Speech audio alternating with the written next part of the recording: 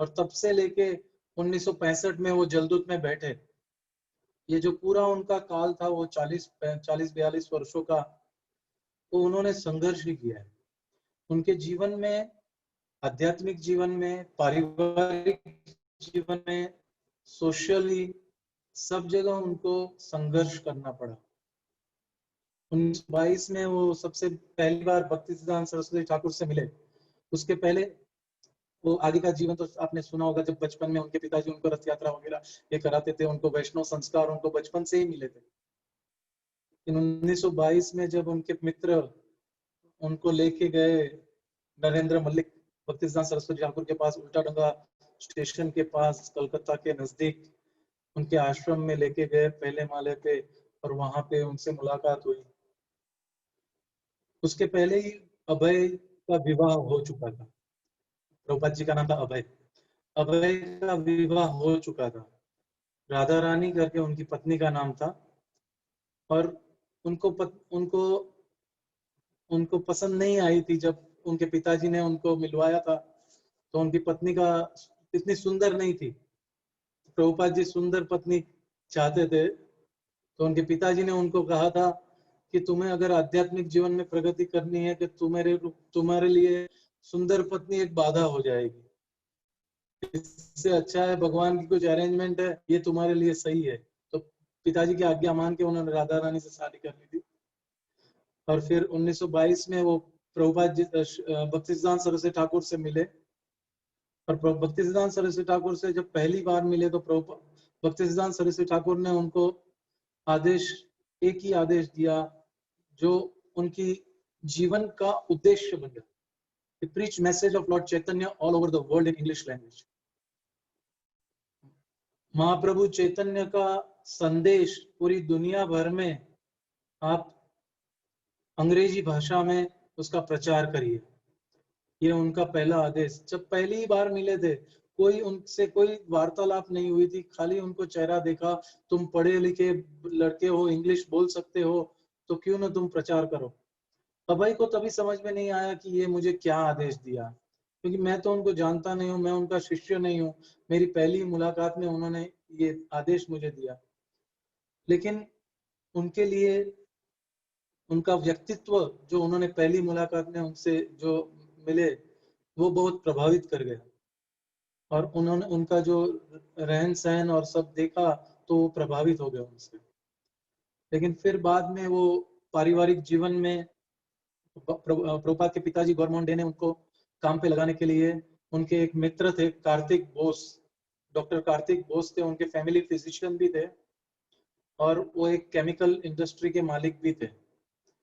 तो वो chemical industry, chemical laboratory जैसा उनका था, जहाँ दवाइयाँ बनती थी, साबुन वगैरह बनता था। तो वो फैक्ट्री में गौरमोहन डे ने उनकी सिफारिश की और उनको मैनेजर बनवा दिया। तो डॉक्टर बोस की फैक्ट्री में, कार्तिक बोस की फैक्ट्री में अभय मैनेजर के तौर पे जॉब करना शुरू कर दिया। वहां पे जॉब करते करते उनका उनका जो रहन सहन, बीवी के पारिवारिक जीवन तो कट रहा था, लेकिन धीरे धीरे उनको लगा कि मैं खुद अपना कुछ व्यापार शुरू करूं।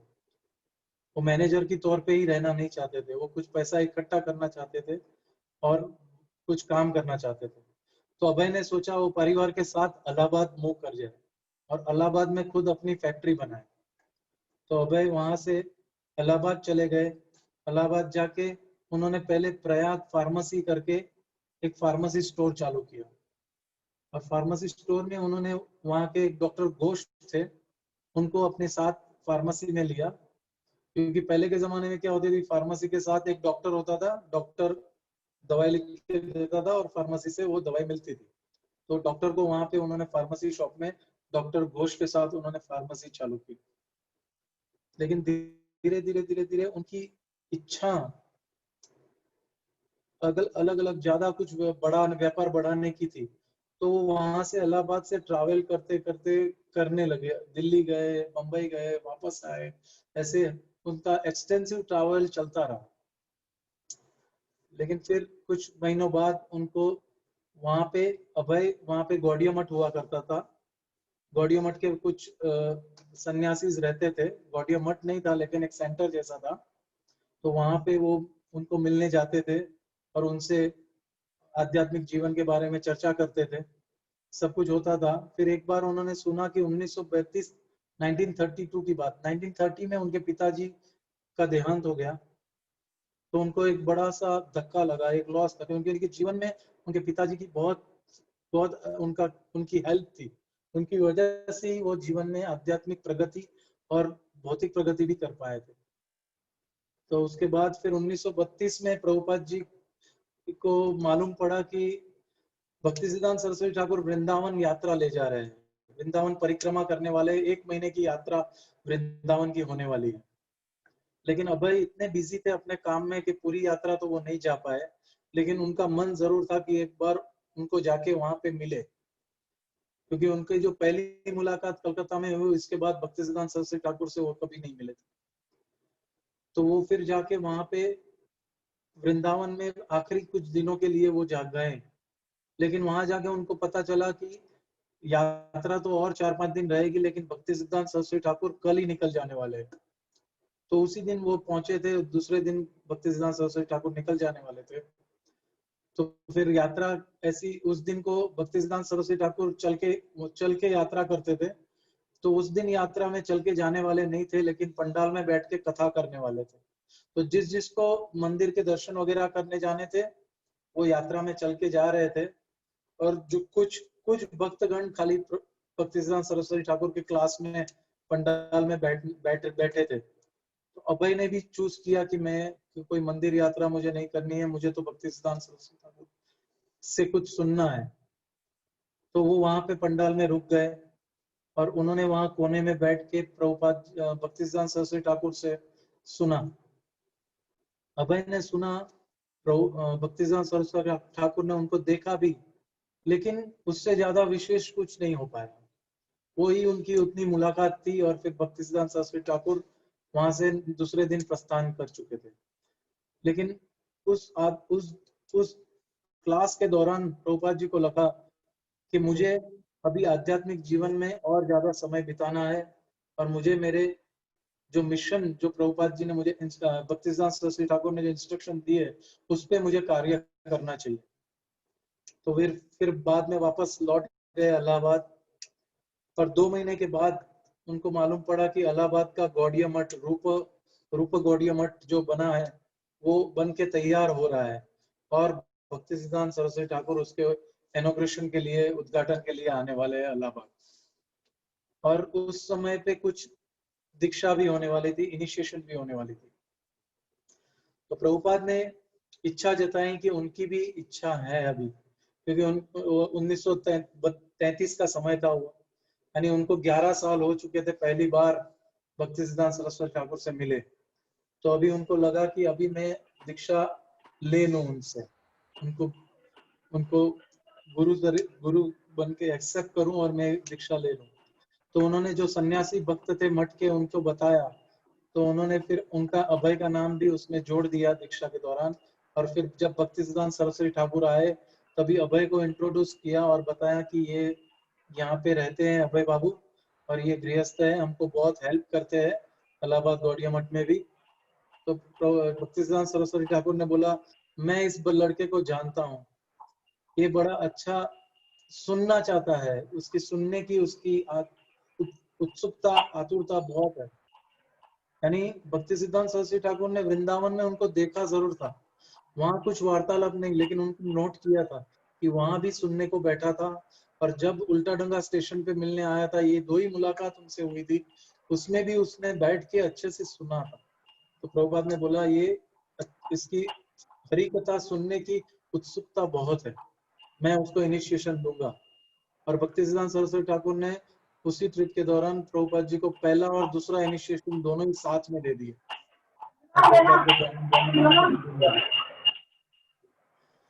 फिर लेकिन धीरे धीरे वहां पे इलाहाबाद में उनका जो व्यापार था, वो धीरे धीरे स्लो होता जा रहा था, और धीरे धीरे उनको तकलीफें पड़ रही थी, और उनको देवेदार बन चुके थे, यानी उनको डेब्ट्स बहुत हो चुकी थी, उनको बहुत पैसा चुकाना था। और उनके पास कोई सोर्सेज नहीं बचे थे। तभी प्रयाग फार्मेसी को चलाना उनके लिए बिल्कुल, हरि बोल, प्रयाग फार्मेसी उनको सुनाई दे रहा है ना प्रभु जी? यस प्रभु जी, कुछ आवाज आ रही हो किसी ओके, म्यूट नहीं। प्रयाग फार्मेसी को उनको चलाना मुश्किल हो रहा था, तो उनके जो पिताजी के मित्र थे कलकत्ता के कार्तिक बोस, उन्होंने प्रयाग फार्मेसी को टेक ओवर कर दिया और उनकी सारी डेब्ट्स उन्होंने चुका देने के लिए बोल दिए। लेकिन अभी अभय की हालत ऐसी हो गई कि अभय के पास कुछ जॉब नहीं था, कुछ काम नहीं था, कुछ व्यापार नहीं था, कुछ बिजनेस नहीं था, तो वो नया जॉब ढूंढ रहे थे। तो तभी उनको लगा कि अभी मैं इलाहाबाद से आगे कुछ जाके ढूंढूं। तो उनको परिवार को इलाहाबाद में ही रख के वो खुद बॉम्बे चले गए और बॉम्बे में उनके जॉब की, उनके कुछ कॉन्टेक्ट्स थे, उनके फार्मेसी के टाइम के कुछ कॉन्टेक्ट थे, तो वहां उन्होंने अपना जॉब कुछ कराने की शुरुआत की। तो वहाँ बंगाल केमिकल्स करके वहाँ पे था, वहाँ पे उनका थोड़ा कुछ काम उनका बनने लगा और वहाँ पे भी उनको उनके गुरु भाई जो थे वो मिल गए। और ग्वालियर टैंक में, अपने एरिया में ही ग्वालियर टैंक में ही उनका एक मठ था, एक सेंटर था जहाँ पे वो मठ चलाते थे। तो उनके गुरु भाई को भी वहाँ पे मिले और उनको जो वो जगह भी अभय ने ही दिलवाई थी, रेंट पे वो जगह ग्वालियर टैंक की अभय ने ही दिलवाई थी उनके कॉन्टेक्ट से। और उनको वहाँ पे भी वो एस्टेब्लिश करने के लिए भी अभय ने बहुत हेल्प की वहाँ पे। और धीरे धीरे वो स्पिरिचुअल काम में ज्यादा अपना हाथ बढ़ाने लगे और ऐसे ही वो धीरे धीरे उनके गौड़िया मठ के इनर सर्कल्स थे, तो अंदर के जो सर्कल्स थे उनमें वो पॉपुलर होने लगे। और एक बार वहां पे प्रभुपाद भक्ति सिद्धांत सरस्वती ठाकुर प्रभुपाद की व्यास पूजा थी और वहां पे व्यास पूजा भारतीय विद्या भवन में उन्होंने अरेंज की थी और अभय आए थे वहां पे व्यास पूजा ऑफरिंग देने के लिए। उन्होंने एक सुंदर सा लेक्चर भी दिया था वहां पे और एक पोयम उन्होंने वहां पे भक्ति सिद्धांत सरस्वती ठाकुर के लिए गाई थी। Adore, adore ye all the happy day, blessed than heaven, sweeter than May. So ये पोएम में एक स्टैंजा था जो था, absolute is sentient, thou hast proved, impersonal calamities thou hast moved. This give us a life anew and fresh, worship thy feet, you divine grace. ये जो stanza था वो, यानी ये पोएम फिर बाद में अभय ने वो ये पूरा लेटर में लिख के उनका ऑफरिंग भक्ति सिद्धांत सरस्वती ठाकुर को भेजा था, जो उस समय जगन्नाथपुरी में थे। तो उनको ये जो पोएम जो तो उन्होंने ऑफरिंग के तौर पे लिखी थी, वो पोएम भक्ति सिद्धांत सरस्वती ठाकुर को जब मिली, तब उन्होंने ये stanza, absolute is sentient, thou hast proved, impersonal calamities thou hast moved, ये जो स्टैंजा था वो उनको बहुत पसंद आया, क्योंकि ये जो था वो एक गुरु का मूड जो है, वो मूड एक्चुअली शिष्य ने पहचान लिया। इसमें क्या है, absolute is sentient, thou hast proved, यानी एब्सोल्यूट जो है यानी मायावाद नहीं है, यानी वो इम्पर्सनल नहीं है। Impersonal calamities thou hast moved, आपने इम्पर्सनल कैलेमिटी निकाल दिए। तो जो प्रभुपाद श्री भक्ति सिद्धांत सरस्वती ठाकुर का जो मूड था वही था, मायावादी को बैश करना और इम्पर्सनलिज्म को, मायावाद को उनको बहुत यानी उसको रिफ्यूट करते थे। तो ये सब, ये जो मूड शिष्य ने जाना, मेरे शिष्य ने, तो वो बहुत पसंद आया भक्ति सिद्धांत सरस्वती ठाकुर को। उन्होंने फिर ये स्टैंजा सबको दिखाया, ये देखो अभय ने ये लिखा, अभय ने ये लिखा, जो भी उनसे मिलता सबको ये दिखा दे, अभय ने ये लिखा, अभय ने ये लिखा। फिर भक्ति सिद्धांत सरस्वती ठाकुर वो टाइम पे हार्मोनिस्ट करके एक मैगजीन चलाते थे, एक न्यूज़पेपर जैसा था। तो हार्मोनिस्ट का जो भी पब्लिकेशन होता था, वहां पे उनको बताया गया कलकत्ता में कि कभी भी अभय कुछ भी लिखे वो हार्मोनिस्ट में छाप दिया करो, he is a very good writer, he is a very good publisher करके उन्होंने बोला। तो अभय धीरे धीरे अपने गुरु महाराज के भी निकट आने लगे और फिर एक बार अभय को लगा कि मेरे लिए मेरे गुरु महाराज का आदेश क्या है, मुझे क्या करना है, मुझे आज्ञा क्या है मेरे लिए। तो उन्होंने एक लेटर लिखा कि मुझे कुछ इंस्ट्रक्शन दीजिए आप, मुझे क्या करना चाहिए और मैं क्या करूं अपने जीवन में। तभी प्रभुपाद जी ने भक्तिसिद्धांत सरस्वती ठाकुर प्रभुपाद ने उनको एक लेटर लिखा और लिखा the preach in English language the message of Lord Chaitanya. जो 1922 में जो उनको मैसेज इंस्ट्रक्शन दिया था वही का वही इंस्ट्रक्शन रिपीट किया।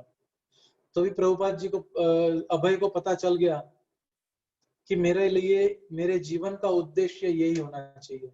मेरे गुरु महाराज चाहते हैं कि मैं इसके अलावा और किसी में नहीं रहूं। फिर एक बार भक्तिसिद्धांत सरस्वती ठाकुर बॉम्बे आए थे। बॉम्बे आए और बॉम्बे में फिर उन्होंने उनके जो सन्यासी डिसाइपल दूसरे थे उन्होंने दिखाया कि अभय ने यहाँ पे हमको यहाँ मदद की, ये रूम भी हमको अभय ने दिलवाया और अभय ने पूरा अरेंजमेंट किया, उसने इतना दान किया, ये किया, वो सब बताया। तो सब खुश थे उनसे, सन्यासी सब उनसे। और उन्होंने तो भक्तिसिद्धांत सरस्वती ठाकुर को बताया कि अभय को यहाँ का बम्बई का प्रेसिडेंट बना दो गौड़िया मठ का, he is a fit candidate, उनको बना दो यहाँ करके। तो भक्तिसिद्धांत सरस्वती ठाकुर ने कहा नो, डोंट डिस्टर्ब हिम, उसको डिस्टर्ब मत करो, वो जो कर रहा है उसको करने दो, उसको बहुत बड़े कार्य करने हैं, ऐसा करके। भक्तिसिद्धांत सरस्वती ठाकुर को मालूम था उसको बम्बई या कोई एक मठ में सीमित करने जैसे नहीं है, वो कुछ बड़ा कर सकते हैं। तो फिर वहां से फिर भक्तिसिद्धांत बॉम्बे का बिजनेस भी धीरे धीरे उनका डिमिनिश होता गया, क्योंकि उनका मन ही बिजनेस में नहीं लग रहा था, सब आध्यात्मिक कार्यों में ज्यादा रचे पचे रहे हैं वो। तो धीरे धीरे उनका सारे बिजनेस डिमिनिश होते गए और वहां से फिर उन्होंने सोचा कि अभी मैं फिर कलकत्ता में वापस चला जाऊं। इलाहाबाद भी नहीं, उन्होंने फैमिली को कलकत्ता बुला लिया इलाहाबाद से और कलकत्ता में एक घर रेंट पे लिया। घर रेंट पे लिया वहां पे, यानी आप समझ सकते हैं कि उनका आध्यात्मिक, उनका जो पारिवारिक जीवन ये समय था करीब 1935 के आसपास का था। तो 22-23 से इलाहाबाद से निकले वो 12 साल तक वो पूरा संघर्ष करते रहे, सारे जगह पे, लखनऊ गए, इधर इलाहाबाद गए, बम्बई गए, दिल्ली गए, साउथ में भी गए, सब जगह वो घूमते रहे बिजनेस के लिए, कहीं भी वो सेटल हो नहीं पाए और कहीं भी उनका कोई प्रगति नहीं हो पाई उनके भौतिक जीवन में। और फिर बाद में वापस वो लौट के कलकत्ता आ गए और कोलकाता आके फिर उन्होंने एक जगह रेंट की और रेंट के नीचे वो उनका घर बनाया। पहले माले पे उनकी ऑफिस बनाई और कुछ कमरे बाकी थे, तो वो कमरे भी उन्होंने गौड़िया मठ के एक सन्यासी थे, उसके पहले भक्ति सिद्धांत सरस्वती ठाकुर 1937 में गुजर गए। भक्ति सिद्धांत सरस्वती ठाकुर गुजर गए 1 जनवरी 1937 और उन्होंने घर यहाँ पे कलकत्ता में, फिर उनके बहुत सारे झगड़े हुए मठ में, गौड़िया मठ में, क्योंकि कलकत्ता का जो गौड़िया मठ जो था बाग बाजार में, वो बहुत बड़ा मंदिर था और बहुत बड़ी प्रॉपर्टी थी, मार्बल का बना हुआ मंदिर था। तो सब सन्यासी भक्त, भक्ति सिद्धांत के सब सन्यासी भक्त उसके लिए झगड़ पड़े, लड़ पड़े, सब इतने खराब वो लड़े कि कोर्ट केस भी हो गया और सन्यासी सब कोर्ट में लड़ने लगे। तो प्रभुपाद जी को तभी लगा कि ये, यानी प्रभुपाद अब तक गौड़िया मठ में हेल्प करते थे लेकिन इतने इन्वॉल्व नहीं थे, क्योंकि वो गृहस्थ जीवन में थे तो इतने इन्वॉल्व नहीं थे। तो उनको लगा ये मेरे लिए अच्छा है, अगर मैं ज्यादा इन्वॉल्व होता तो इन झगड़ों में मैं भी पड़ जाता, अच्छा हुआ मैं बाहर ही। तो फिर बाद में उनमें से एक बहुत अच्छे सन्यासी थे श्रीधर महाराज। वो श्रीधर महाराज ने फिर प्रभुपाद जी के घर के ऊपर के जो कमरे खाली थे वो रेंट पे लिए और वहां उनका अलग से गौड़िया मठ बनाया। बहुत विद्वान सन्यासी थे, उनको शास्त्रों का बहुत अच्छा नॉलेज था, बहुत सीनियर भक्त थे भक्ति सिद्धांत सरस्वती ठाकुर के डिसाइपलों में से। और उन्होंने अपने वहां पे उनके डिसाइपलों के साथ छोटा सा मठ बना के वहां पे उनका प्रचार और उनके राइटिंग्स और उनके जो किताब लिखते थे वो वहां पे उन्होंने काम शुरू किया। उस दौरान एक फेमस पास टाइम है प्रभुपाद जी का, अभय का। तो उस दौरान वहां पे ये लोग जब बातें कर रहे थे, भक्ति सिद्धांत सरस्वती ठाकुर ने उनके डिसाइपल्स यूरोप भी भेजे थे, यूरोप भेजे थे, वहां भी उनको कुछ 2-3 महीना 6 महीना रह के वापस आए, वहां भी उनको कुछ ज्यादा सफलता नहीं मिली थी, लेकिन वो वापस आ गए। तो यानी उनके लिए बाहर प्रचार करना, it was next to impossible for Gaudiya Math devotees, सन्यासियों के लिए। तो श्रीधर महाराज के कुछ शिष्यगण थे, वो वहां पे बैठ के चर्चा कर रहे थे। वो चर्चा कर रहे थे कि जब महाप्रभु ने जब बोला है पृथ्वी आचे आगे नगर आदि ग्राम सर्वत्र प्रचार वैभव मेरो नाम, तो सारे दुनिया में मेरे नाम का प्रचार होगा, गांव गांव में प्रचार होगा। जो महाप्रभु ने जो भविष्यवाणी की है वो सारी दुनिया बोले तो इंडिया ही होगी, क्योंकि विदेश में तो प्रचार हो ही नहीं सकता, वो लोग समझते ही नहीं है, वो कल्चर को नहीं समझते, वो कहाँ से समझेंगे। तो महाप्रभु की सारी दुनिया का मतलब सारा भारतवर्ष होगा, ऐसा करके वो लोग भक्ति रक्षक श्रीधर महाराज के डिसाइपल ये सब चर्चा कर रहे थे। तो चर्चा के दौरान प्रभुपाद जी अपने ऑफिस में जाने के लिए चढ़ रहे थे सीढ़ियां, और उन्होंने ये बात सुन ली। अभय ने जब ये बात सुनी तो अभय तुरंत अंदर रूम में गए कि कौन करेगा वो तो मुझे नहीं मालूम, लेकिन मैं सही में जानता हूं कि आप लोग में से वो कोई नहीं होगा, क्योंकि महाप्रभु का जो भविष्यवाणी है वो सत्य है और वो होके रहेगी, आप लोग में से कोई नहीं करेगा। ऐसा करके वो बोल के वहां से चले गए। और फिर बाद में 1940s में फिर वॉर शुरू हुआ, सेकेंड वर्ल्ड वॉर शुरू हुआ। कोलकाता तक बॉम्ब आके गिरे, जापान की लड़ाई हुई, कोलकाता तक बॉम्ब आके गिरे, तब वातावरण बहुत तंग हो गया था। और उसी दौरान ब्रिटिश सरकार ने वहां कृत्रिम रूप से एक दुष्काल के जैसा वातावरण खड़ा कर दिया था बंगाल में। बंगाल का पॉपुलेशन तभी 60 लाख था, और 60 लाख में से 30 लाख लोग मर गए थे। इतना इतना खराब अवस्था ब्रिटिश सरकार ने वो की थी, निर्दयता से इतने लोगों को मारा था, जबकि दुष्काल नहीं था।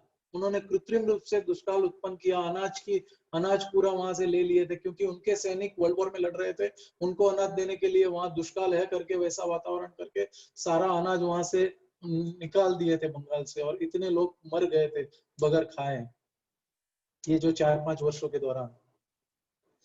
तो उसी दौरान अभय अपने वहां से फिर अभय ने अपने बच्चों को मायापुर भेज दिया था, और वो कलकत्ता में ही रहे थे। लेकिन उस दौरान उनकी तीव्रता, उनकी इच्छा प्रचार के हेतु बाहर निकलने की और जागृत हुई, क्योंकि ये वॉर को देखा, वो वातावरण को उन्होंने समझा कि ये गॉडलेस सिविलाइजेशन की वजह से ये सारी चीजें हो रही है। जो निर्दयता जो ब्रिटिशरों ने दिखाई, जो निर्दयता जापानीज ने दिखाई, और वॉर जो देखी उन्होंने, उनको प्रचार के हेतु तीव्रता और बढ़ने लगी। तभी उनके एक बार सपने में भक्ति सिद्धांत सरस्वती ठाकुर आए, और सब भक्ति सिद्धांत सरस्वती ठाकुर ने उनसे कहा कि अभय तू अभी सन्यास ले ले, सन्यास ग्रहण कर ले। और तभी उन्होंने ये बात श्रीधर महाराज से शेयर की। श्रीधर महाराज से शेयर की, श्रीधर महाराज ने कहा कि अभी समय आ गया है, तुम्हें सन्यास ले लेना चाहिए, और अभी तो गुरु ने भी तुम्हें स्वप्न में आदेश दिया है। लेकिन अभय नहीं माने, उन्हें लगा कि मेरी पारिवारिक जिम्मेदारी अभी तक खत्म नहीं हुई, मेरे बच्चे अभी बड़े नहीं हुए हैं, मेरी बीवी भी अभी है, तो मुझे नहीं लेना चाहिए सन्यास। तो उन्होंने फिर सोचा कि अगर मैं सन्यास नहीं लूं तो मेरे को एटलीस्ट मेरे गुरु भाइयों को और प्रचार हेतु जहां भी मैं मदद कर सकता हूँ, मैं मुझे मदद करनी चाहिए। एक एक गृहस्थ का जिम्मेदारी है कि सन्यासियों या ब्रह्मचारियों को उसके पालन पोषण के लिए उनकी तरफ से जो बने वो मदद करनी चाहिए। तो इसलिए उन्होंने बोला मुझे ऐसे ही बैठ के कुछ काम किए बिगड़ तो कुछ नहीं होगा, मुझे और कुछ काम करना चाहिए। तो उन्होंने फिर लखनऊ चले गए, और लखनऊ में एक फैक्ट्री डाली, और फैक्ट्री डाल के उसका नाम दिया अभय चरण डे एंड सन्स। उनके उनके बच्चे, उनकी पत्नी उनको कोऑपरेट नहीं कर रही थी, उनको उनका जो जिस तरह से वो पारिवारिक जीवन में इतना ध्यान नहीं दे रहे थे, उनको पसंद नहीं आ रहा था, और घर में थोड़ी किट किट चिक चिक होती रहती थी, झगड़े होते रहते थे, इसलिए वो उनको सपोर्ट नहीं कर रही। तो वो अपने आप वहां पे चले गए, लखनऊ अकेले गए, वहां फैक्ट्री पर डाली, और धीरे धीरे वो फैक्ट्री भी उनके नुकसान में चली गई। और उन्होंने उस समय पे 40,000 रुपये वो फैक्ट्री के लिए डाले थे, तो 40,000 रुपये नुकसान हो गए, और कुछ भी वहां से आया नहीं। और तभी उनको भागवतम का वो श्लोक याद आया यस्याहम् अनुगृह्णामि हरिस्वे तद् सन्ने ततो धनम त्यजन्तस्य स्वजना दुख दुखितम। इस श्लोक में नारद मुनि कहते हैं, भागवतम के 10वें स्कंद में ये श्लोक है कि यस्या हम अनुगृह्णामि, जब अनुग्रह करते हैं भगवान, उसके प्रति स्पेशल मर्सी दिखाते हैं, जिस भक्त के प्रति जो अपनी पारिवारिक जिम्मेदारी या अपने यानी भौतिक जीवन में जो बद्ध हो जाता है, उसको स्पेशल मर्सी देने के लिए उसका सारा धन छीन लेते हैं। उसके परिवार के सदस्य, उसके दोस्त, तस्याम अनुगृह्णामि हरिष्वे तद्धनम सने ततो धनम त्यजन्तस्य स्वजना दुख दुखितम। सारा धन उनका छीन लेते हैं, सारे स्वजन और सारे उनके परिवार के घन उनसे घृणा करने लगे, उनसे अच्छा नहीं लगे उनका व्यवहार, उनसे वैसा उनसे झगड़ा करके अलग हो जाए, वैसी स्थिति पैदा कर देते हैं भगवान कि वो भक्त वो उस भौतिक जंजाल से निकल के आध्यात्मिक शरण ले ले भगवान की, और उसको स्पेशल मर्सी भगवान की तरफ से ऐसी मिलती है। तो ये श्लोक उनको याद आता है कि ये भगवान चाहते हैं, भगवान यानी is pressing me to come to the spiritual world and come and help in the spiritual life. ऐसा करके उन्होंने ऐसे मान ही लिया कि ये अभी मेरे लिए नहीं है। तो फिर धीरे लेकिन उन्होंने अपने पारिवारिक जीवन में अपना जो उनको हेल्प और उनका जो भी कर्तव्य था वो उन्होंने कभी भी छोड़ा नहीं। उन्होंने पूरी तरह उसको कर्तव्य का पालन किया, लेकिन परिस्थिति ऐसी उत्पन्न हुई कि उनका he was Fehling in every business. सारे बिजनेस में उनको निष्फलता ही मिली। फिर उन्होंने घर गए, कलकत्ता गए वहां से, और कलकत्ता में घर पे गए, राधा रानी उनकी पत्नी से मिले, और तभी उनको मालूम पड़ा कि राधा रानी ने उनकी श्रीमद् भागवतम की जो कॉपियां थी उन्होंने जो रखी थी, वो कॉपियां रद्दी वाले को दे दी और रद्दी के भाव में उसको भेज दिया। ये सुन के प्रभुपाद को अभय को बहुत बुरा लगा। उनको लगा कि मेरी यहाँ पे कोई कीमत ही नहीं है, ये लोग मुझे चाहते नहीं है और वो चाहते भी नहीं है कि मैं उनके साथ रहूं। तो उन्होंने फिर तभी से वही समय निश्चय कर लिया कि मैं अभी घर छोड़ दूं, और तब उन्होंने वहां से घर छोड़ दिया, और घर छोड़ के वहां से वो झांसी चले गए। झांसी गए और झांसी में उन्होंने फिर लीग ऑफ डिवोटीज नाम का एक ऑर्गेनाइजेशन शुरू किया। जैसे उनको प्रचार करने के लिए एक ऑर्गेनाइजेशन बनाना था, और झांसी में उनको यूथ को सबको कॉलेजेस में वहां प्रचार किए, और वहां ये लीग ऑफ डिवोटीज में सबको मेंबर्स बनाने लगे। उन्होंने बहुत कोशिश की झांसी में, और वहां पे उन्होंने एक डिसाइपल भी उनका बनाया जिसका नाम था प्रभाकर मिश्रा। वो प्रभाकर मिश्रा को उन्होंने वहां पे झांसी में इनिशिएशन दिया और उसको दीक्षा दी, और उनका नाम दिया आचार्य प्रभाकर। वो आचार्य प्रभाकर उनको बहुत हेल्प किए वहां पे झांसी में लीग ऑफ डिवोटीज को आगे बढ़ाने के लिए, लेकिन वहां भी उनको निष्फलता ही मिली। वहां पे उनको एक रेंट पे एक जगह जहाँ पे वो रह रहे थे, और वहां पे ही लीग ऑफ डिवोटीज का ऑफिस बनाया था और बड़ा सा बोर्ड भी लगाया था, और वो जगह वहां के गवर्नर थे केएन मुंशी। वो केएन मुंशी ने वहां पे उनकी बीबी ने कुछ अलग तरह का एसोसिएशन बनाना था, और वो जगह को उनको यूज करनी थी, इसलिए उनको निकलना पड़ा वहां से, और फिर उन्होंने वहां झांसी छोड़ दी। उनको वहां पे कोई प्रगति नहीं मिली, तो फिर झांसी छोड़ के वो फिर जाए तो कहाँ जाए, क्योंकि सब तरह से सब जगह से परिवार छोड़ दिया, और जो एक छोटा सा सहारा उनको मिला झांसी में एक लीग ऑफ डिवोटी बना के वहां से उनका प्रचार शुरू करने के लिए, वो भी निष्फलता की ओर गया। तो उन्होंने वहां से फिर मथुरा गए। मथुरा में उनके गॉड ब्रदर थे, उनके गुरु भाई थे केशव महाराज। तो केशव महाराज के मठ में जाके वो मथुरा में रहे, और वहां पे केशव महाराज ने उनको वहां पे मठ में शरण दी, और वहां गौड़ीय पत्रिका और सज्जन तोषणी हार्मोनिस्ट करके जो भक्तिसिद्धांत सरस्वती ठाकुर जो न्यूज़पेपर लिखते थे, वो हार्मोनिस्ट फिर हिंदी में सज्जन तोषणी नाम से वो केशव महाराज जी प्रिंट करते थे। तो वो वहां पे केशव महाराज जानते थे कि अभय बहुत अच्छे राइटर है, तो अभय को उन्होंने ये जॉब दिया कि तुम गौड़िया मठ में रह के गौड़िया पत्रिका और सज्जन तोषणी लिखो, प्रिंट कराओ और वितरण करो। तो ये जॉब उनको मिला। तो वो धीरे धीरे वो करने लगे और चलने लगा, समय जाता रहा। फिर उनको, अभय को लगने लगा कि शायद यही होगा, यही चाहते होंगे प्रभुपाद जी, भक्तिसिद्धांत सरस्वती ठाकुर की इच्छा होगी कि मैं यही करूं। अगर कि पुस्तक लिखने के लिए बोले थे मुझे, तो ये पुस्तक लिखने का काम मुझे मिला है, तो मैं ये करता रहूं करके वो वहां पे उनका, क्योंकि जब आदमी पूरी तरह से निष्फलता पूरा प्राप्त कर, उसकी मनोदशा उनकी आप समझ सकते हो कि तभी सब तरह से वो, कहीं से कोई सहारा नहीं था उनके पास, सब जगह उनको निष्फलता मिली थी। और अब आके एक जगह उनको स्थायी होकर रहने की जगह मिली और उनको ये कार्य सौंपा गया, उनको अलॉट किया गया, तो उनको लगने लगा यही मेरे लिए ठीक है। और ऐसे ही वो करते रहे। लेकिन फिर उनके, वो राजी नहीं थे अंदर से, उनके दिल में वो सेटिस्फेक्शन नहीं मिल रहा था। वो कर तो रहे थे लेकिन उनको सेटिस्फेक्शन नहीं मिल रहा था। फिर उनको ये प्रिंटिंग के लिए दिल्ली जाना पड़ा। तो दिल्ली गए वो, और दिल्ली में भक्ति सारंग महाराज के आश्रम में वो वहां रहे। तो भक्ति सारंग महाराज के आश्रम में वहां रह के उन्होंने, वहां पे आश्रम की अवस्था कुछ ठीक नहीं थी। आश्रम में सब नियोफाइट नए नए डिवोटीज थे, वो अंदर अंदर झगड़ रहे थे, वातावरण एकदम मैस था। भक्ति सारंग महाराज कलकत्ता में थे, उनके कुछ सन्यासी डिसाइपल चलाते थे आश्रम, लेकिन पूरा वातावरण इतना दूषित था कि प्रभुपाद को लगने लगा कि ये तो साधारण घर से भी ज्यादा झगड़े यहाँ होते।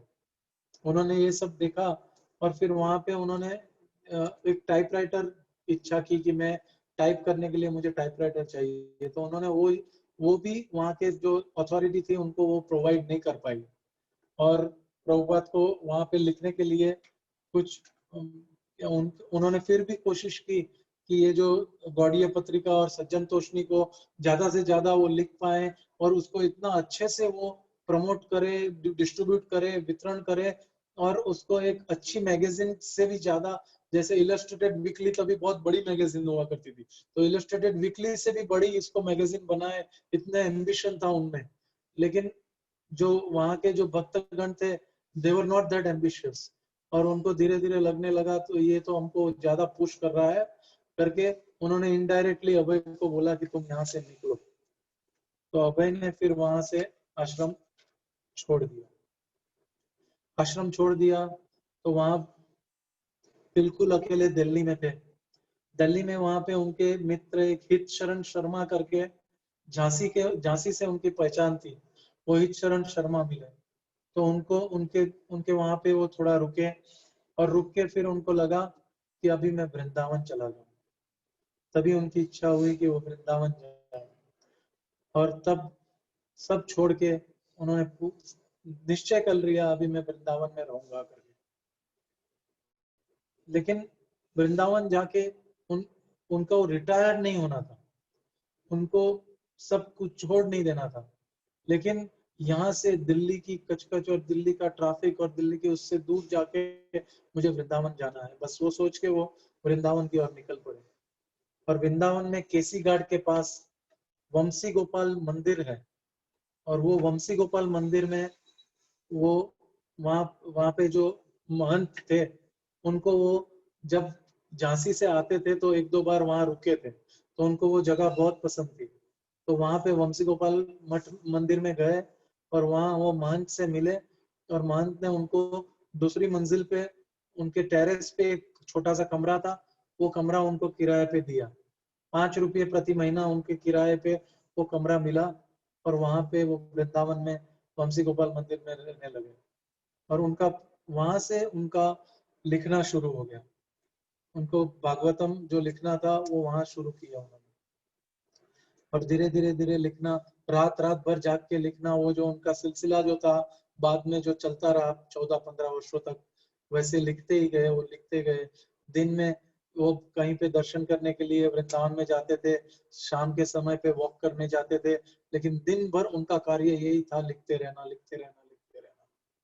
और फिर बाद में कुछ समय के बाद उनको वो लेके वो उनका पहला कैंटो जो था वो ऑलमोस्ट पहला कैंटो जो श्रीमद् भागवतम का जो है आज हमको एक ही बुक में मिलता है पहला कैंटो, लेकिन प्रभुपाद जी ने वो 3 वॉल्यूम में लिखा। 3 वॉल्यूम का जो पहला वॉल्यूम था, पहले कैंटो का फर्स्ट पार्ट, वो प्रभुपाद जी ने तैयार किया था।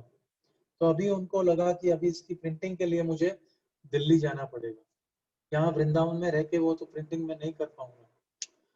तो वो प्रिंटिंग के लिए दिल्ली गए। दिल्ली हित शरण शर्मा के पास गए। हित शरण शर्मा वो दालमिया के सेक्रेटरी थे। दालमिया एक बड़े बिजनेसमैन थे, उनके सेक्रेटरी थे, लेकिन उनका खुद का एक प्रेस भी था, राधा प्रेस करके। तो उन्होंने ये सब कार्य हित शरण शर्मा को दिया प्रिंटिंग के लिए। तो प्रिंटिंग के लिए हित शरण शर्मा के वहां पे गए, कुछ प्रिंट करवाए। तो उनका जो प्रिंट कुछ पेजेस प्रिंट होके आए, तो वो उनको दिखाए अभय को। तो अभय ने जब देखा तो प्रिंट बहुत छोटे थे। तो अभय ने फिर वो प्रिंट को फिर अभय ने बोला इससे बड़े प्रिंट चाहिए मुझे, ये नहीं चाहिए। 8 नंबर का कुछ उनका फॉन्ट था। अभय बोले मुझे कम से कम 10 से 12 के बीच में फॉन्ट चाहिए, 8 नंबर फॉन्ट नहीं चलेगा। तो हितचरण शर्मा बोले मेरी प्रेस में तो उससे बड़ा नहीं है कुछ। तो फिर ओके प्रेस करके एक दूसरी प्रेस थी, जो उनके मित्र थे, वहां पे ले गए और वहां पे उनकी प्रिंट करवाई। और उस दरमियान उन्होंने प्रिंट करवाने के लिए पैसे, अभी हित शरण शर्मा करते तो पैसे इतने नहीं मांगते थे, लेकिन अभी दूसरे के वहां करवाए तो पैसे नहीं थे। तो पैसे कहाँ से लाने, प्रिंटिंग के लिए भी पैसे चाहिए, पेजेस चाहिए, पत्ते चाहिए, और उसको प्रिंट करवाने के लिए रुपए चाहिए प्रेस को देने के लिए। तो हित शरण शर्मा ने फिर उनको बताया कि यहाँ तुम किसी से मांगोगे, कोई इतना सारा पैसा तुम्हें कोई जानता नहीं है, कुछ देगा नहीं। लेकिन गोरखपुर में गीता प्रेस करके वहां उनके मालिक है हनुमान प्रसाद पोद्दार। हनुमान प्रसाद पोद्दार के पास जाओ और वहां पे तुम्हें उनसे कुछ मदद मिल जाएगी। तो अभी उस समय प्रभुपाद जी के अभय के पॉकेट में खाली 130 रुपए थे। फिर भी उनको लगा कि मुझे यहाँ से कुछ उम्मीद दिख रही है, कुछ वहां से कुछ आ सकता है। तो उन्होंने गोरखपुर जाने का निश्चय किया। 800 किलोमीटर लंबी सफर उन्होंने शुरू की। पहले लखनऊ पहुंचे और लखनऊ से फिर गोरखपुर गए। तो लखनऊ पहुंचते पहुंचते उनके 70 रुपए तो खर्च हो गए, लेकिन वो कैसे भी गोरखपुर पहुंचे। गोरखपुर पहुंचे, हनुमान प्रसाद पोद्दार जी से मिले, उनसे उनको पूरा उनका काम दिखाया कि कैसे कैसे उनकी जो कमेंट्री, उनकी टीकाएं जो लिखी हुई सारी बताई। उनको बहुत पसंद आई, वो बहुत अप्रिशिएट किए उन्होंने। और उन्होंने कहा तुम दालमिया के पास चले जाओ दिल्ली में, वो तुम्हें 4000 रुपये दे देंगे।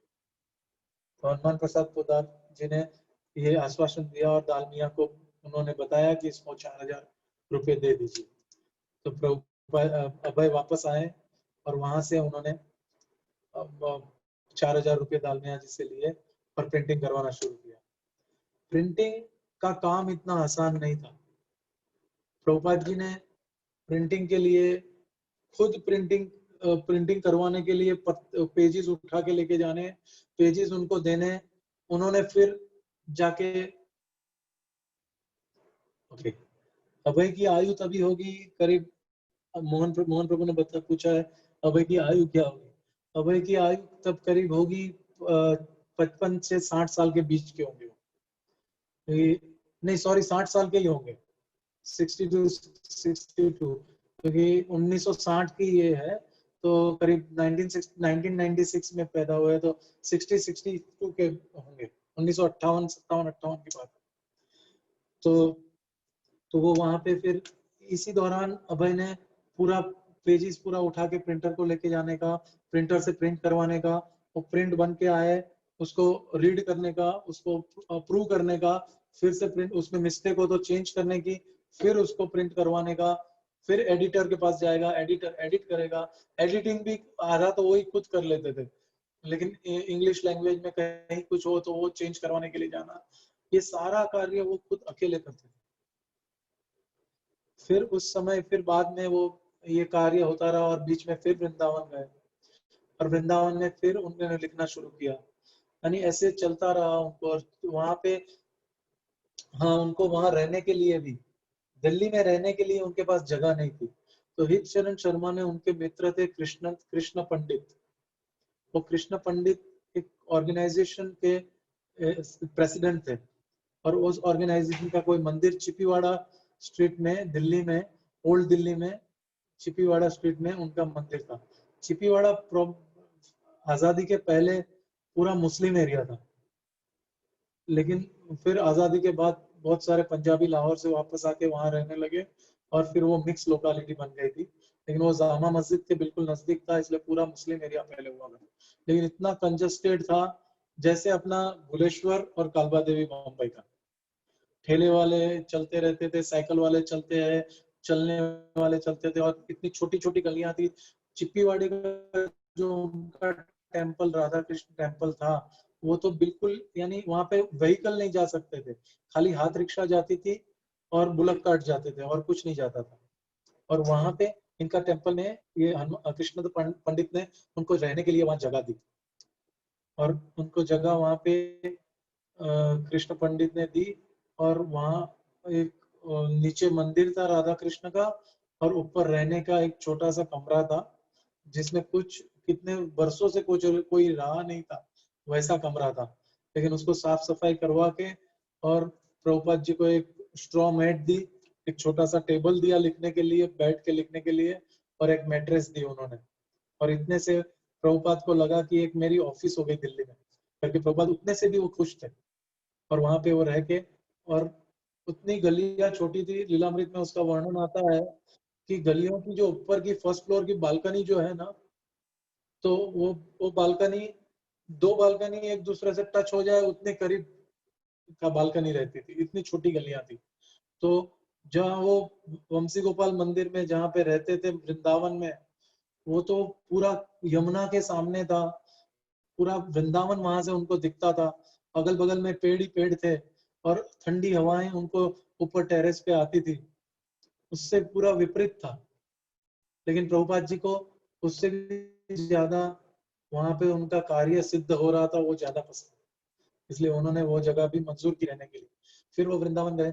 वृंदावन में फिर वो उस समय राधा दामोदर मंदिर के जो पुजारी थे, जो उन्होंने प्रभुपाद जी को ऑफर की कि आप आके दामोदर मंदिर में, उनको कमरा देने के लिए उन्होंने बुलाया कि आपको वहां रहने के लिए कमरा देते थे। तो प्रभुपाद जी ने वहां जाके कमरा देखे, जो अभी राधा दामोदर मंदिर में जो प्रभुपाद जी का कमरा है, वो उसी दौरान प्रभुपाद ने वहां रेंट किया था। वो 5 रुपये प्रति माह में वो भी रेंट किया प्रभुपाद जी ने। वो दो कमरे थे, एक तरफ किचन और एक तरफ, वो कमरा बहुत छोटा था। वंशी गोपाल मंदिर में जो कमरे थे वो अच्छा था, और बहुत उजाला भी था। यहाँ थोड़ा सा अंधेरा था, लेकिन फिर भी प्रभुपाद जी ने वो जगह चूज की लिखने के लिए, क्योंकि वहां पे जीव गोस्वामी और रूप गोस्वामी की समाधियां थी। और वहां जब प्रभुपाद जी वंशी गोपाल मंदिर में भी रहते थे, तो राधा दामोदर में आके रूप गोस्वामी से और जीव गोस्वामी से वहां प्रार्थना करते थे, और वहां घंटों बैठा करते थे। तो उनको इससे अच्छी जगह वृंदावन में उनका भागवतम लिखने के लिए और कोई नहीं लगी, और उन्होंने वहां पे वो जगह 5 रुपये प्रति माह में उन्होंने रेंट कर दी। और वहां पे कुछ इलेक्ट्रिसिटी भी नहीं थी, कुछ नहीं थी। तो प्रभुपाद ने, अभय ने सोचा कि वहां पे मैं 500 रुपये खर्च करूंगा तो मेरा रेनोवेट हो जाएगा, थोड़ा प्लास्टर वगैरह भी हो जाएगा सही, और मैं कर लूंगा। तो उन्होंने ये सोच के वो जगह 5 रुपये प्रति माह में रख ली, और रेनोवेशन का काम शुरू करवा दिया। उस दौरान उनकी, उसके पहले उनकी संन्यास दीक्षा भी हो चुकी थी। वहां पे उनको फिर से प्रभु भक्तिदास सरस्वती ठाकुर दीक्षा स्वप्न में आए, और उनको फिर से संन्यास लेने के लिए कहा। और तभी उन्होंने तीर्थ महाराज करके कलकत्ता में उनके उनके गुरु भाई थे, तो तीर्थ महाराज को उन्होंने, जो कलकत्ता का जो बाग बाजार का चैतन्य मठ था, उसके मेन सन्यासी थे, और ऐसे हेड ऑफ द सोसाइटी बोले तो वही थे। तो उनको उन्होंने पत्र लिखा और सन्यास लेने की उनकी इच्छा उन्होंने दर्शाई। तो तीर्थ महाराज ने तभी उनको कहा कि तुम यहाँ पे आ जाओ, हमारा मठ ज्वाइन कर लो, हमको यहाँ पे मठ में मठ के कार्य में अपना हाथ जुड़ाओ, और बाद में हम लोग तुमको दीक्षा देंगे। ये सब सुना तो उनको लगा मैं इतना वेट नहीं कर सकता हूँ, मेरे पास समय नहीं है अभी, मुझे बहुत कुछ करना है, मेरी भी उम्र हो रही है, मैं नहीं जा पाऊंगा। तो अभय ने फिर सोचा कि मैं तीर्थ महाराज के पास नहीं होके, फिर उन्होंने मथुरा में केशव महाराज के पास गए और केशव महाराज के पास जाके केशव महाराज से दीक्षा मांगी और केशव महाराज ने तुरंत उनको दीक्षा दे दी और वो सन्यास ग्रहण किए। वहां पे सन्यास ग्रहण इसलिए किए कि जब वो अभी वृंदावन में फिर से आए तो लोग सन्यासी के प्रति जो मान रहता है और सन्यासी को हेल्प करने की लोगों की भावना है, उस तरह से उनको अपने प्रचार के हेतु अपने बुक पब्लिकेशन के लिए मदद मिल जाए। कोई उनका मेन उद्देश्य उनका सन्यास लेने का, उनका कोई भी यानी पद हासिल करने का या कोई प्रतिष्ठा के लिए उन्होंने कभी भी नहीं लिया था। उन्होंने सेवा की तौर पे सन्यास को ग्रहण किया और फिर उन्होंने सन्यास लेके वृंदावन में फिर अपना लिखना शुरू किया। और ऐसे फर्स्ट कैंटो होता रहा और फर्स्ट कैंटो जब उन्होंने दूसरा कैंटो लिखना शुरू किया, दूसरा वॉल्यूम सॉरी, फर्स्ट कैंटो का दूसरा वॉल्यूम लिखना शुरू किया और लिख के फिर वापस दिल्ली गए, अगेन वो प्रिंटिंग का सिलसिला शुरू हो गया, वही प्रिंटिंग, वही फिर से झंझट, पैसा फिर कम पड़ा। तो पैसे के लिए उन्होंने फिर कोई एस एल कंपनी करके कोई थी दिल्ली में, उनके अप्रोच किया और उनसे 5,000 रुपए का डोनेशन मिला, तो उससे उनका काम चलता रहा। तो पहले प्रिंटर कैसे करते थे कि जैसे प्रिंटिंग का खर्च समझो 10,000 है, तो वो पहले 2,000 रुपये लेके प्रिंटिंग का काम शुरू कर देते थे, प्रिंटिंग बुक सब सारी प्रिंट कर देते थे। जैसे पहला ऑर्डर उन्होंने दिया था 1100 बुक का, 1100 कॉपी प्रिंट करवाने के लिए दी थी और 1100 कॉपी के पहले जो अगर उनका 2,000 रुपया है तो 2,000 रुपये जमा है तो उतनी बुक उनको दे देते थे। 100 बुक दे दिए, 100-150 बुक दे दिया और 100-150 बुक लेके जो वो गए, वो डिस्ट्रीब्यूट किए, एक एक करके सब जगह डिस्ट्रीब्यूट करके उसके पैसे लाए, वो पैसे दिए, फिर दूसरी बुक ली, ऐसे करके करते करते उनको 1100 बुक उनसे वापस पे लेनी थी। तो यानी उनको प्रिंटिंग के लिए पहले तो प्रूफ रीडिंग करनी है, लिखना है, लिख के प्रिंटिंग के लिए देना है, पत्ते लाके देना है, प्रूफ रीडिंग करनी है, प्रूफ रीडिंग के बाद फिर एडिटिंग होएगा, एडिटिंग भी करनी है और फिर बाद में वो पुस्तक प्रिंट होती है, प्रिंटर के पास से लेके बाइंडर के पास ले जानी है, बाइंडिंग करनी है, बाइंडिंग होके तैयार होएगी तो फिर उसको वितरण करने के लिए उनके वो अकेले ही थे सारा काम करने के लिए। उनको कई बार दिल्ली में उनको एक बार हीट स्ट्रोक आया, वो रास्ते में ही गिर पड़े और उनको डॉक्टर के पास लेके गए थे कोई उनके दोस्त। और फिर बाद में एक बार उनको एक बुलक ने भी जोर से मार दिया था, एक बैल ने जोर से दिल्ली की सड़क पे मार दिया था और वो गिर पड़े थे, उनको चोट आई। तो यानी ये एज में भी उनको इतनी तकलीफ होने के बाद भी ये सारे कार्य वो अकेले करते थे। जो संघर्ष मैं कहता हूँ वो शारीरिक संघर्ष, मानसिक संघर्ष, पारिवारिक प्रेशर, उनके गुरु भाइयों की मदद न मिलना, यानी बहुत सारी चीज की उनकी पूरा ये जो उनके वर्ष जो 10-15 वर्ष जो उन्होंने काटे, वो कोई भी साधारण आदमी होता तो टूट जाता। और सब छोड़ के वृंदावन में जाके बैठ के उसको कम 5 रुपए में उनके पास कमरा था और कमरे के साथ खाना भी मिलता, वो वहां रुक जाता। लेकिन उनको अपने गुरु महाराज के आदेश का पालन किसी भी अवस्था में करना था। बुक तो केवल एक मात्र माध्यम था, क्योंकि उनको विदेश जाने के पहले उनके पास कुछ सब्सटेंशियल, उनके पास कुछ हो उनको प्रेजेंट करने के लिए, तो एटलीस्ट वो फर्स्ट कैंटो कंप्लीट करके जाना चाहते थे, इसलिए ये सारी तकलीफें वो ढो रहे थे। और उस दौरान अभी उनके पास सेकंड कैंटो भी लिख के तैयार हो गया, तो वो भी देने लगे। तभी उनको लगने लगा, सबको बोलने लगे अभी मुझे विदेश जाना है, विदेश जो भी मिलता उसको बोलते थे मुझे विदेश जाना है, मुझे विदेश जाके इसका प्रचार करना है, मेरे गुरु महाराज का आदेश है, मुझे ये है।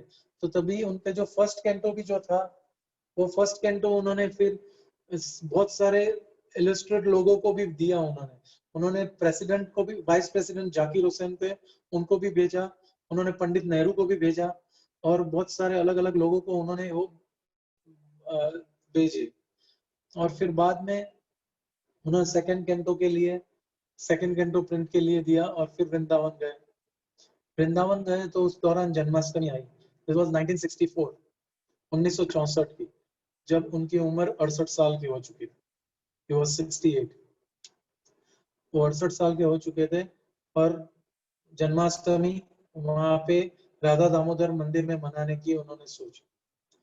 तो उन्होंने राधा दामोदर मंदिर के अथॉरिटीज जो थे उनको बताया कि हम लोग बहुत ग्रैंड तरीके से जन्माष्टमी मनाएंगे, हम लोग गवर्नर को बुलाएंगे लखनऊ से, यूपी के गवर्नर को जन्माष्टमी के लिए बुलाएंगे। वो विश्वजीत सेन करके बंगाली थे गवर्नर वो टाइम पे, तो उनको इनविटेशन उन्होंने भेजा। वो जानते थे कि उन्होंने विश्वजीत सेन के बारे में सुन के रखा था कि बहुत अच्छे हैं और साधुओं को रिस्पेक्ट करते हैं और उनके कार्य में मदद करते थे। तो उन्होंने इनविटेशन भी भिजवाया म्यूनिसिपल, जो वृंदावन म्यूनिसिपल के जो कमिश्नर थे उनके द्वारा इनविटेशन भिजवाया, और गवर्नर ने फिर हाँ की कि मैं जन्माष्टमी के बाद ले आऊंगा। तो उन्होंने अच्छा एक प्रिंट किया, एक इनविटेशन कार्ड, और सब जगह बड़े बड़े लोगों को जब जगह बांटा। और उन्होंने बम्बई के जीडी सोमानी जो है वो भी आए थे उस जन्माष्टमी मनाने के लिए वहां पे वृंदावन में। और जीडी सोमानी आए और गवर्नर आए, और जो भी प्रतिष्ठित व्यक्ति जो मथुरा वृंदावन के थे सबको उन्होंने जन्माष्टमी के लिए बुलाया। और बहुत ग्रैंड जन्माष्टमी वहाँ राधा दामोदर में उन्होंने मनाई थी। और वहां पे उन्होंने चैतन्य महाप्रभु का सब भजन गाए, गौड़ीय भजन गाए, सब पूरा सिंगल हैंडेडली। अभी अभय चरण अरविंद भक्तिवेदांत स्वामी बन गए थे, वो भक्तिवेदांत स्वामी ने सब पूरा सिंगल हैंडेडली पूरा प्रोग्राम ऑर्गेनाइज किया और बहुत ग्रैंड सक्सेस हुआ। गवर्नर को बहुत अच्छा लगा, और गवर्नर ने इनफैक्ट भक्तिवेदांत स्वामी को इनवाइट किया, प्रभुपाद जी को, कि आप लखनऊ आइए और लखनऊ में मेरे गवर्नर्स हाउस में हम लोग एक प्रोग्राम करेंगे, वहाँ के लोगों को मैं बुलाऊंगा और आप वहाँ के भागवतम पे लेक्चर दीजिए। तो प्रभुपाद जी ने एक्सेप्ट किया कि मैं आऊंगा करके। फिर प्रभुपाद जी लखनऊ गए थे, और लखनऊ में उन्होंने गवर्नर्स हाउस में उनको रहने के लिए जगह दी थी, और 2 दिन वहाँ पे रहे थे। और प्रभुपाद जी ने ये प्रोग्राम के दौरान वहाँ पे शिशिर भट्टाचार्य करके एक बहुत सिंगर बड़े थे, वो बहुत अच्छे यानी स्पिरिचुअल सॉन्ग्स गाते थे और बहुत प्रचलित और प्रतिष्ठित सिंगर थे। तो उनका प्रोग्राम उनको भी बुलाया था। तो स्टेज पे वो उनका सब पूरा 6-7 उनके बजाने वाले और गाने वाले थे, और वो स्टेज पे बैठे थे, और गवर्नर के बाजू में प्रभुपाद जी को बिठाया गया था, और प्रभुपाद जी गवर्नर के बाजू में बैठे थे। और शिशिर भट्टाचार्य कीर्तन कर रहे थे हरे कृष्ण महामंत्र का। वो भी गौड़िया ही थे, बंगाली थे, और कीर्तन कर रहे थे। और कीर्तन करके वो बहुत फेमस कीर्तनीय थे, और फ्लैम्बॉयंट जो बोलते हैं एकदम फेमस, और अपने फ्लैम्बॉयंट शब्द का हिंदी अनुवादित हीरो जैसे थे एकदम। तो वो फिर आके कीर्तन उनका खत्म हुआ, और फिर आके गवर्नर से उन्होंने उनके पैर छुए और उनसे आज्ञा ली। तभी गवर्नर ने उनसे इंट्रोड्यूस किया, प्रभुपाद जी को बाजू में बैठे थे, और उनसे फिर मुलाकात करवाई। फिर प्रभुपाद जी का क्लास हुआ, बहुत अच्छा क्लास हुआ था। बहुत सब विद्वान लोग आए थे, गवर्नर के जो भी इनवाइटीज थे बहुत बड़े बड़े अच्छे अच्छे इंटेलेक्चुअल लोग, अच्छे अच्छे फील्ड से आए थे। सब लोग बहुत खुश हुए थे, बहुत तालियां बजाई लोगों ने। और फिर बाद में डिनर हुआ था। डिनर के दौरान शिशिर भट्टाचार्य से प्रभुपाद जी मिले, और फिर दूसरे दिन वो वृंदावन वापस चले गए। वृंदावन वापस चले गए और फिर अपने लिखने के कार्य में लग गए, और तीसरा वॉल्यूम लिखने लगे। तीसरा वॉल्यूम लिखने के बाद तीसरा वॉल्यूम लिख रहे थे, तभी उनको लगा अभी दिल्ली जाके फिर पैसे के लिए डोनेशन मांगना, उनके सोर्सेज सारे खत्म हो रहे थे। तो उनको लगा कि अभी मैं तीसरे वॉल्यूम का डोनेशन मांगने में बम्बई जाऊंगा, और वो बम्बई गए। और वहां पे उन्होंने उनके उनके जो गुरु भाई थे उनके द्वारा सुना था कि सुमति मोरारजी करके स्किंडिया शिपिंग कंपनी की मालिक है। वो सुमति मोरारजी एक अच्छी डोनर है, और वो साधुओं को बहुत मदद करती है, और बहुत बड़ी बिजनेस वूमेन है, ऐसा करके बोला। तो फिर प्रभुपाद भक्तिवेदांत स्वामी वहां पे सीधे गए बम्बई, और बम्बई जाके सीधे उनके ऑफिस में ही जाके गए। उनके पास रहने का कोई ठिकाना ही नहीं था, और वो जाके सीधे ऑफिस में गए, और उनके लिए उनके राह देख के वो बैठे थे वहां पे ऑफिस में। तो उनके सेक्रेटरी आए, कार्तिक करके थे। उन्होंने, कार्तिक ने कहा कि वो अभी देर लगेगी उनको आते, ठीक है मैं यहाँ बैठता हूँ। तो उन्होंने बाहर जो स्टेप्स थे वहां पे बैठ गए प्रभुपाद जी, और सुमति मोरारजी आई और वहां बिना रुके वो अपने ऑफिस में चली गई। कार्तिक फिर से वापस आए कि अभी कुछ कार्य में वो संलग्न है, वो आपको बाद में मिलेगी करके। वो समझे कि ये स्वामी जी कुछ मांगने आए हैं, उस चले जाएंगे ऐसे ही थक के। वो कार्तिक ऐसे चाहते थे, लेकिन प्रभुपाद जी वहां 5 घंटे तक बैठे रहे। जब तक सुमति मोरारजी बाहर नहीं आएगी मैं वहां से नहीं हिलूंगा, उन्होंने प्रण करके बैठे थे। तो कार्तिक ने फिर सुमति मोरारजी को बोला कि ऐसे ऐसे एक स्वामी आए हैं, आपसे मिलना चाहते हैं। मैंने उनको बिठा के रखा, मैं समझा वो थक के चले जाएंगे, लेकिन वो तो अभी भी बैठे हैं। तो फिर सुमति मोरारजी का समय हो गया था ऑफिस का, वो बाहर निकली और वो बाहर आके स्वामी जी को नमस्कार की, और स्वामी जी से फिर मिली और बोली कि क्या काम है आप। तो स्वामी जी ने बोला कि ऐसे ऐसे मैं भागवतम लिख रहा हूँ और मुझे आपकी मदद चाहिए आपसे मिल। तो सुमति मोरार जी ने बोला अभी तो मेरा समय हो गया है, आप कल सुबह आइए मिलने के लिए। तो फिर प्रभुपाद जी वहां से फिर प्रेम कुटीर करके कोई आश्रम था, वहां चले गए। वहां रह लिए रात, क्योंकि उनके पास कोई ठिकाना रहने का नहीं था। वहां रह के फिर सुबह फिर आए और सुमति मोरारजी से कहा और सब दिखाया उन्होंने। और उस दौरान उन्होंने जब सेकंड कैंटो जो लिखा था, वो सेकंड कैंटो भी उन्होंने फिर तब के प्राइम मिनिस्टर लाल बहादुर शास्त्री, लाल बहादुर शास्त्री को भी वो प्रेजेंट किया था। लाल बहादुर शास्त्री ने उसका अच्छा रिव्यू दिया था, गवर्नर का रिव्यू था, और बहुत सारे बड़े बड़े लोगों का रिव्यू था कि बहुत अच्छी बुक है। उनके गॉड ब्रदर्स ने भी बहुत अच्छे अच्छे रिव्यूज दिए थे कि दिस इज एन इनकमेंडेबल वर्क, बहुत बढ़िया काम किया है इन्होंने करके, सबका अच्छा रिव्यू था।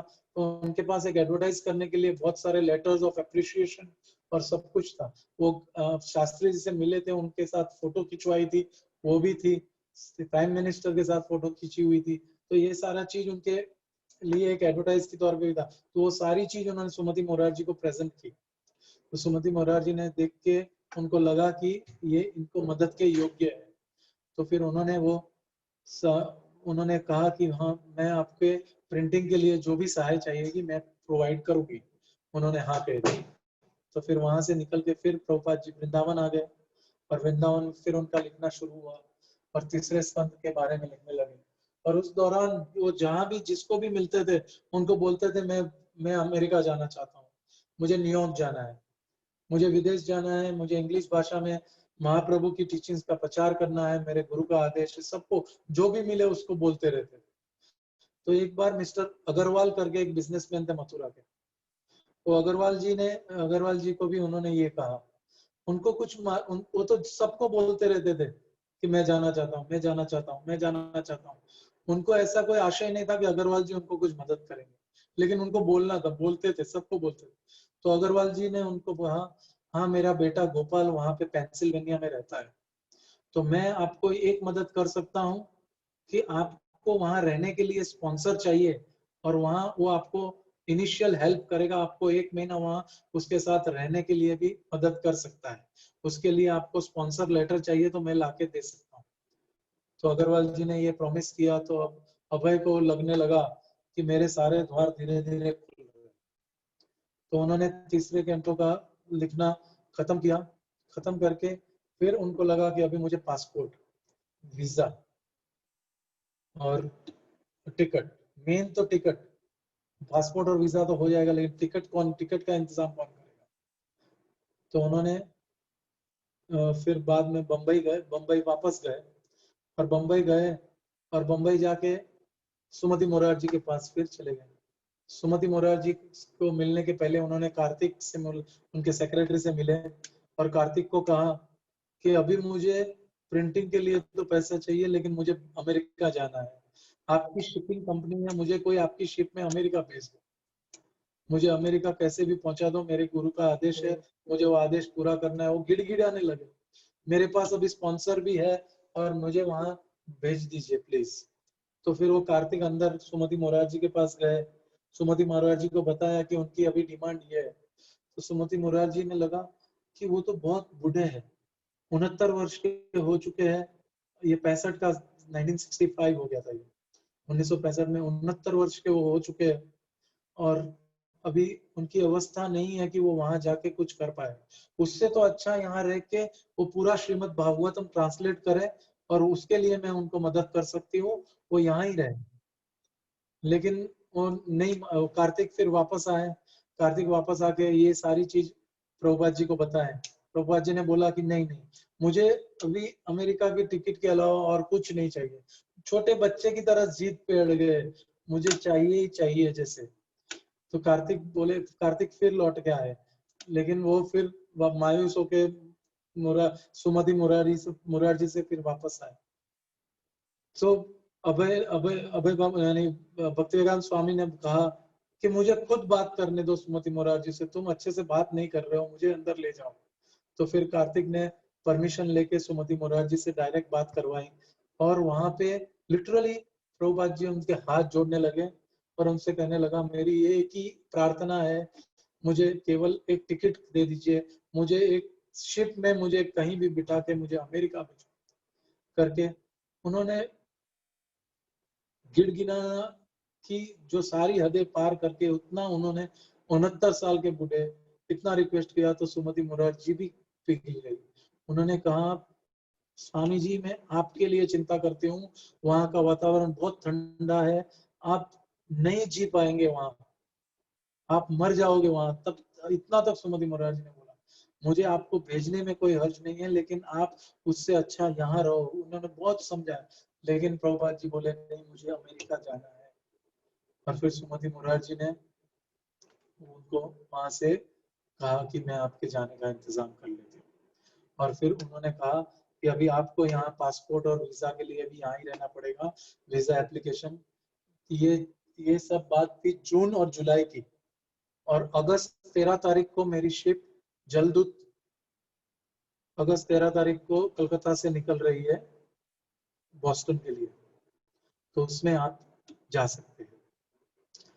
तो उसके पहले आपको पासपोर्ट, वीजा और वहां पे पी फॉर्म हुआ करता था पहले, तो ये सारी फॉर्मेलिटीज आपको करनी है। तो उसके लिए उनको वहां पे उनकी इंडिया की कॉलोनी थी, वहां पे उनको एक कमरा दिया और वहां पे उन्होंने रहे। वहां पे करीब 15 दिन तक प्रभुपाद जी रहे। वहां पे उन्होंने पूरा अगल बगल में कॉलोनी वालों को पूरा भागवतम का प्रचार किए, वहां पे लोगों को आध्यात्मिक जीवन के बारे में बताया, बुक उनके पास जो भी थी वो सबको बांटी, सब कुछ किया और तब उनका पासपोर्ट और वीजा हो गया। ये तो कार्य दोनों हो गए। अभी रह गया पी फॉर्म। पी फॉर्म ऐसा हुआ करता था कि state bank of India P form issue करती थी। वो इश्यूएंस ऐसा था कि आप जब विदेश जा रहे हो तो आपको यहाँ देश में कहीं भी किसी को उधार आपका बाकी नहीं है, आपको किसी को देना, आप भाग नहीं जा रहे यहाँ से, भाग के लोगों का उधार रख के भाग नहीं गए, वो प्रॉमिस से पी फॉर्म होता है। और प्लस ये आदमी वहां जाके विदेश में दूसरे देश पे बर्डन नहीं हो, उसके लिए ये फाइनेंशियल उसके पास पूरा सपोर्ट है, ऐसा करके स्टेट बैंक ऑफ इंडिया उसको एश्योरेंस देती थी, वो पी फॉर्म बोला जाता था। तो पी फॉर्म के लिए Prabhupada ji state bank of India में गए, तो स्टेट बैंक ऑफ इंडिया का उनका जो ऑफिसर था उसने पी फॉर्म देने से मना कर दिया। तो प्रभुपाद जी ने बोला, मेरे पास स्पॉन्सर लेटर है, मेरे पास सब कुछ है, मेरे पास रहने की जगह है। तो बोलते नहीं, आपको स्पॉन्सर करने वाला एक इंडिविजुअल है, कोई इंस्टीट्यूशन नहीं है।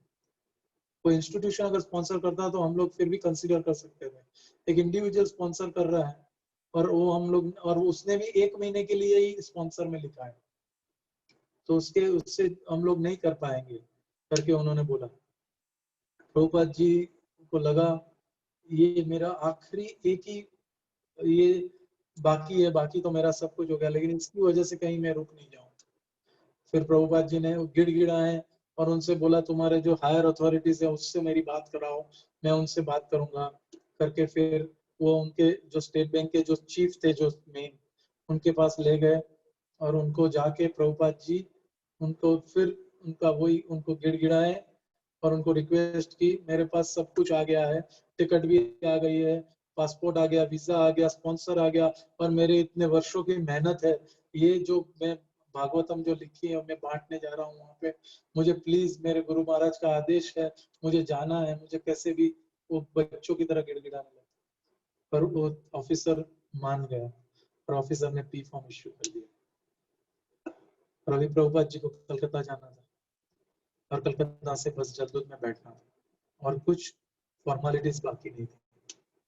प्रभुपाद जी ने 3 कैंटों की उनकी सारी जो बुक थी वो सारी बुक इकट्ठा की, जितनी भी प्रिंट होके उनके पास आई थी सारी की सारी इकट्ठा करके वो वहां पे बम्बई छोड़ गए वो, और इंडिया वाले जो उनके शिप वाले थे उसको वो कलिकत भेजने वाले थे, और शिप जब कलकत्ता से निकलेगी कलिकत होके वो सारा सामान उनका वहां से लोड हो जाएगा।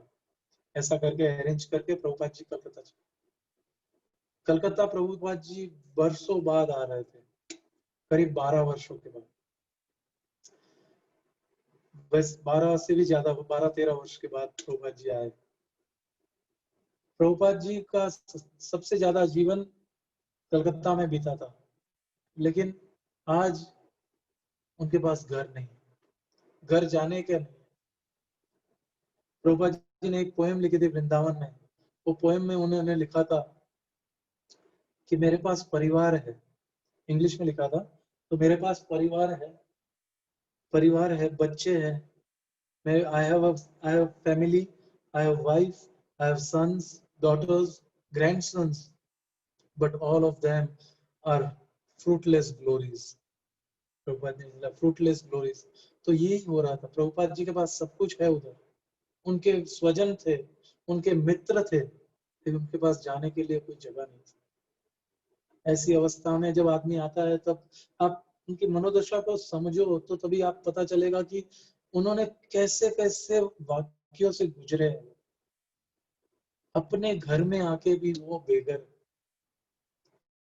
वहां पहुंच के उन्होंने शिशिर भट्टाचार्य के घर पे जाना चूज किया, जो लखनऊ में उनको मिले थे। शिशिर भट्टाचार्य जो सिंगर थे, उनके घर पे गए। शिशिर भट्टाचार्य बहुत खुश हुए, वो लिखते हैं कि I was very happy that in spite of all this he chose मी। उन्होंने मुझे मौका दिया मेरे घर पे आने के लिए, न मैं उनका दोस्त, न मैं उनका कोई रिलेटिव था, लेकिन उन्होंने मुझे चूज किया। और शिशिर भट्टाचार्य के पास वो रहे, करीब हफ्ता भर उनके पास रहे।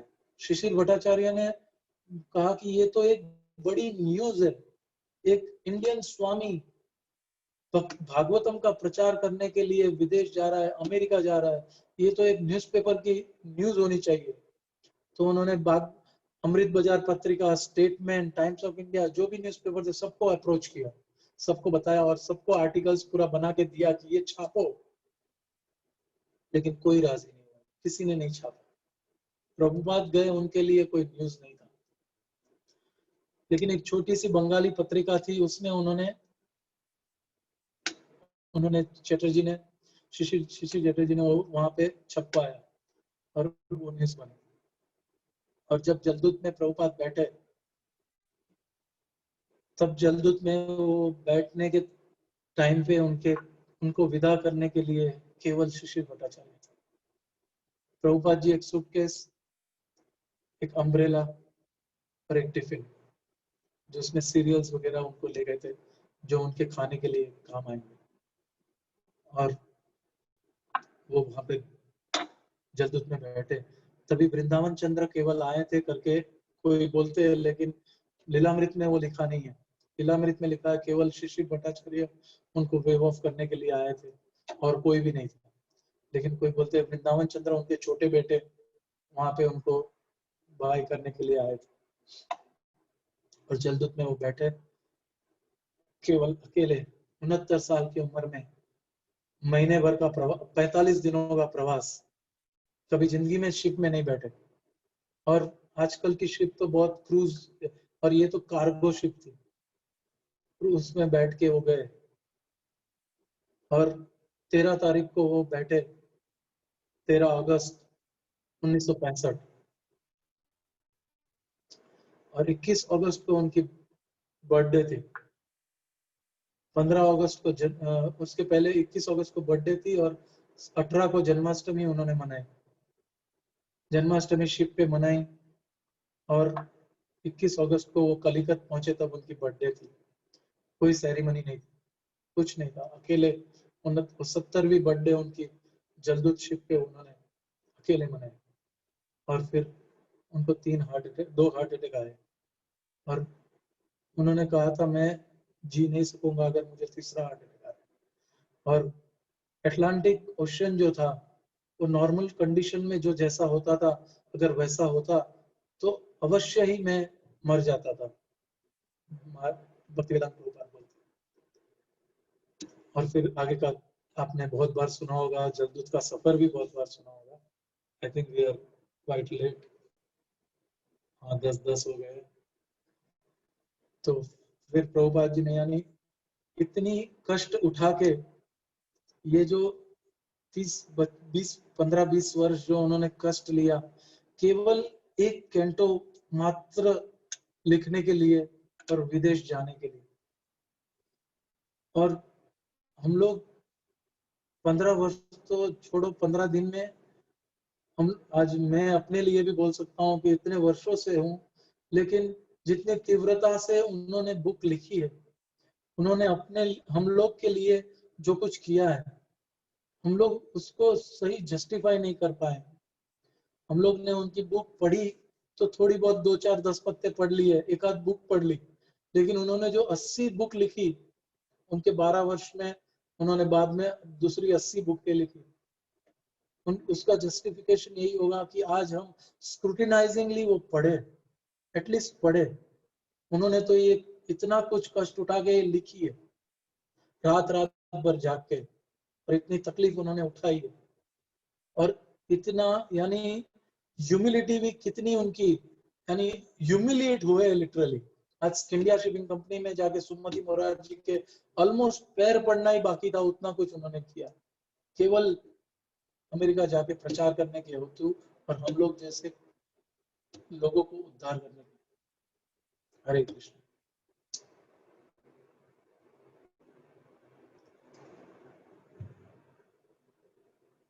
हरि बोल। Yes, Prabhuji. Yes. Let me confirm. Prabhuji is there. Hari Bol. Hare Krishna. Yes, Prabhu. Gaurang Priya Prabhu, are you there? Okay, he's there. He was listening to my class. I think so. He was there. Because at GV the electricity wasn't there, so I don't think till now he is here or not. So I would like to speak that Prabhuji,